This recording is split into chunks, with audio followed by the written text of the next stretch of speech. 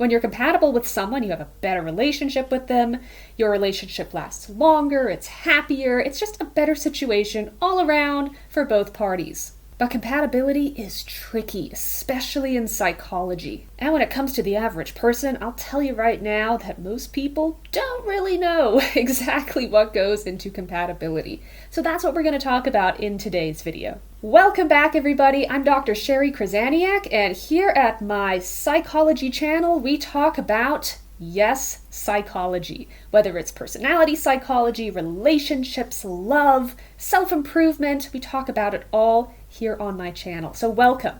So when it comes to romantic relationship compatibility, there is a lot of stuff that we do know as psychologists, but there's also a lot of subjectivity that gets involved.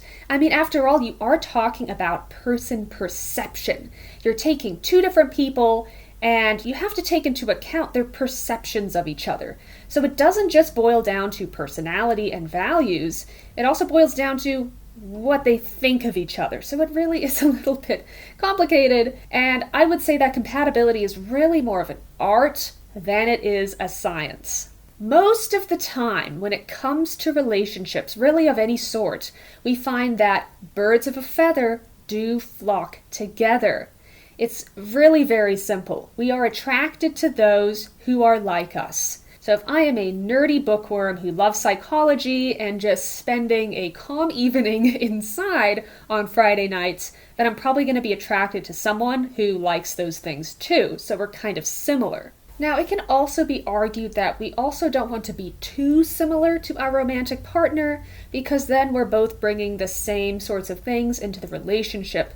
I think that there is something to be said for you and your significant other having different strengths and weaknesses, so that each individual is bringing something different and unique into the relationship to make it stronger.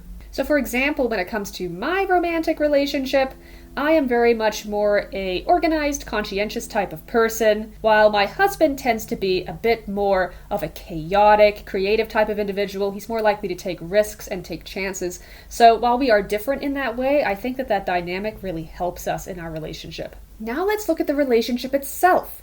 So you have the personality profiles of two different people, and you're trying to merge them. What do you need to know? Well, we know that similarity is really important, but specifically in what ways, in what areas? So when it comes to similarity of personality traits, surprisingly, this is actually a very inconsistent predictor of long-term relationship compatibility. In other words, being very similar in terms of a personality profile compared to your romantic interest doesn't really matter that much. With that being said, when it comes to personal values, it is so important for you to be highly similar to your significant other. This is because you really need to want the same things out of life as the person who you're dating or who you're married to. If you want very different things, that spells a recipe for disaster. Let's look at some examples here. So let's take the value of family. Say that you are someone who really values family. Family is of the utmost importance to you.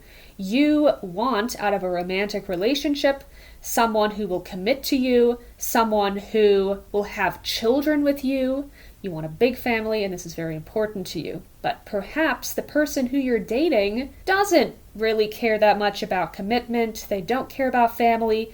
They don't even really want kids. They want other stuff in life. Well, this is not really a good place to start a relationship. I hope that that's fairly clear, that because of this major difference when it comes to value dynamics, this relationship is not compatible. But if you share a lot in common in terms of your belief systems, your values, what you want out of life, the relationship is going to progress much more naturally, much more smoothly. Even if you have fairly different personality traits, that doesn't really seem to matter as much, at least according to the psychological research. It means that you'll be working together toward goals rather than kind of pushing and pulling and holding each other back, which can really just end up in a lot of resentment. It's not just what two people are like that matter, it's also how they see each other. Yes, Believe it or not, relationships are extremely subjective. So your own perceptions and expectations of a romantic interest matter a lot when it comes to how compatible you are with someone. It's pretty normal to have certain expectations when it comes to a romantic relationship. There are probably certain things that you want, certain things that you're looking for, and frankly, just things that you tend to value more.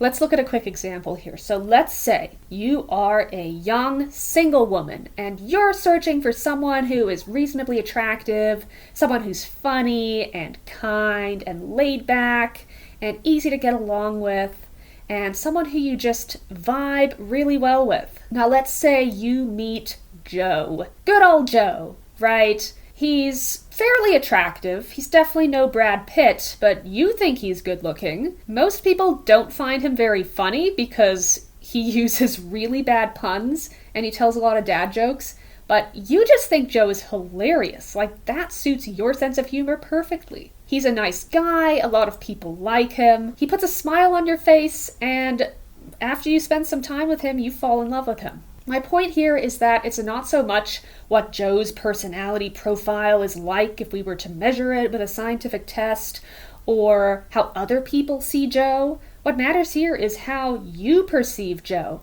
and what you want out of a relationship. If you were looking for something completely different out of a relationship, then you wouldn't be compatible with Joe. But as long as he matches your expectations and you consistently have that positive impression of him over time as you keep getting to know him, you guys are compatible. So when it comes to our relationship ideals, or what we really are looking for out of a relationship, what our expectations are, it is very important to try to find someone who matches those. This is only a judgment that you can make. No one can make this for you. You have to feel that this person is compatible with you. So that about wraps things up. Those are the most important factors that I could find when it comes to relationship compatibility and staying in long-term relationships successfully. Let me know in the comments down below what your expectations are for a relationship and what you tend to value within them. Remember to give this video a thumbs up if you liked it. It lets me know that you're enjoying the content. Ding that notification bell if you'd like to be alerted as to when I upload videos. And of course, make sure you're subscribed. Most of you watching these videos are not subscribed, so what are you doing? Go ahead and press that red button down below. I will see you all in the next video. Bye guys.